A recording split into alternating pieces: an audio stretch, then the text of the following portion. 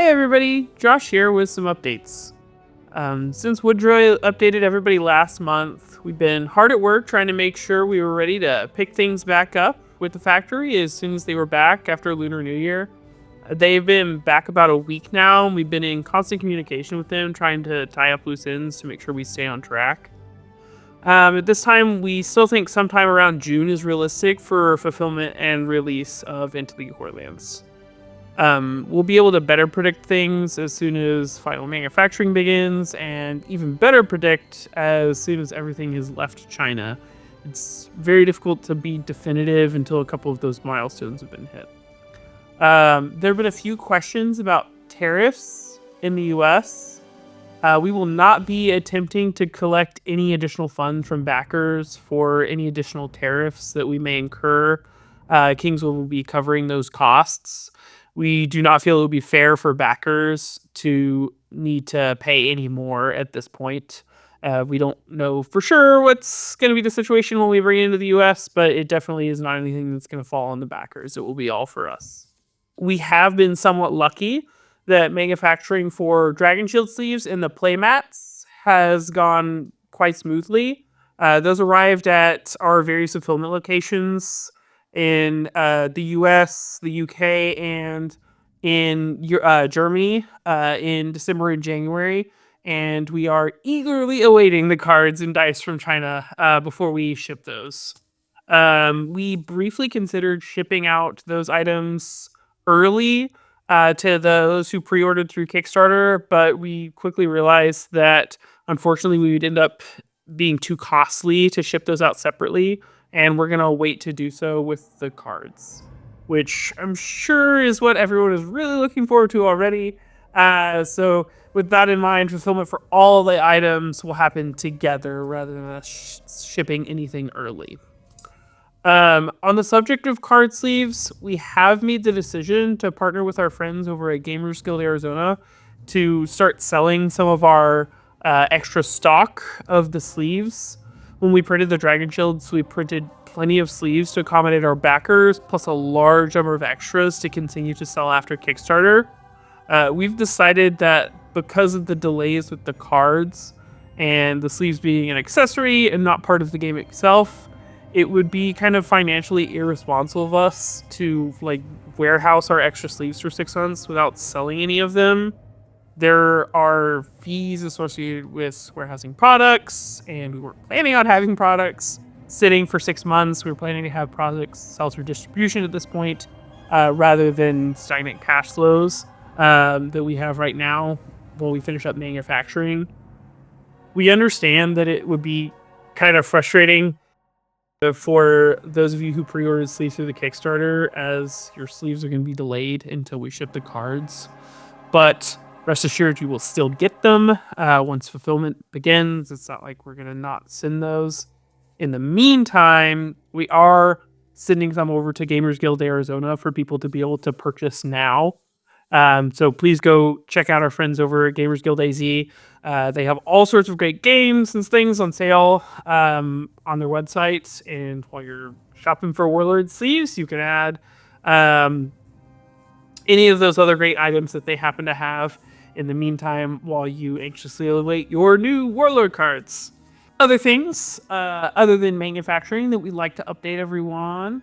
While we've been waiting for some of the back and forth for manufacturing, and in the meantime, while waiting for them to get back from Lunar New Year, another project we've been hard at work on the past few months has been floor rules. Warlord has never really had any sort of set floor rules before.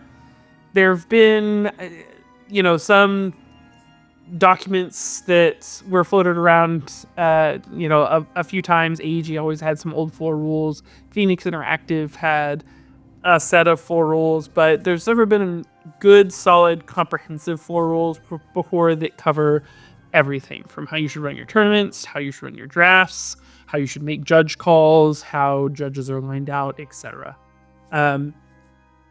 We've had a lot of questions as of late about floor rules from stores and other various members in the community, and it's time that we had some. We agree. So our current draft of the comprehensive floor rules is sitting at around 56 pages. So there's a lot in there to answer as many questions as we think you might have. We're still working on those, and we're not ready to unveil any sort of judge program to go along with them. That's still in the works, but the floor rules themselves will help support the game for people who are just kind of running tournaments at stores and stuff like that. And those will be ready prior to fulfillment and game release. So in the next few months. Another item that I would like to touch on is Patreon. I know that some of you guys are already in the Patreon, which is awesome. Patreon's done a lot of work over the past couple of years rebranding itself to a community hub platform rather than just a financial support platform, which is what we've all kind of grown to know Patreon as for the last decade or so. And we really encourage everyone to join the Patreon at the free tier to get notifications about weekly engagement polls, Warlord stories, as well as monthly podcasts.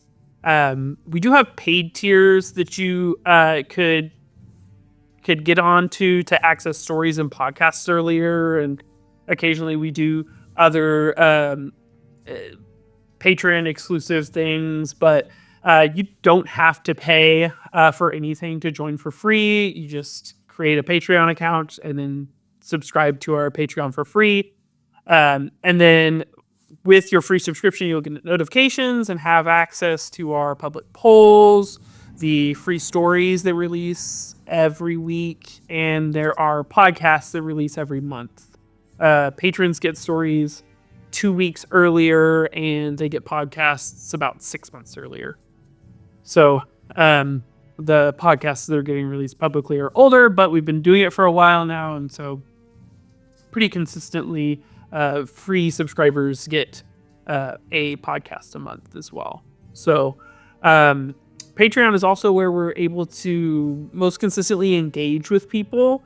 You'll often see us replying to comments and engaging with players on that platform. We've been doing weekly engagement polls, and that's been a lot of fun, giving some fun insights into how people are looking at and playing the game. We talk about those polls on our podcast a little bit now. So it's been fun all around. We really encourage everyone to hop in there and join in the fun. And then finally, to wrap things up, I want to touch briefly on set 2. Obviously, with the delays in set 1, we're not going to make it to 3 sets this year. But we are at work on set 2, and we're targeting a Q4 2025 release. As we said before, we do not plan to kickstart set 2, but instead plan to go straight to distribution. We have some exciting plans in store for sets 2 and 3, and our story, art, and design teams are very excited to show everyone what we have in store for you guys. So be looking forward to that. Thanks so much for tuning in this month, and if you have any questions at all, as always, feel free to email support@kingswood.gg, and we are happy to help you with those. Thanks, everybody.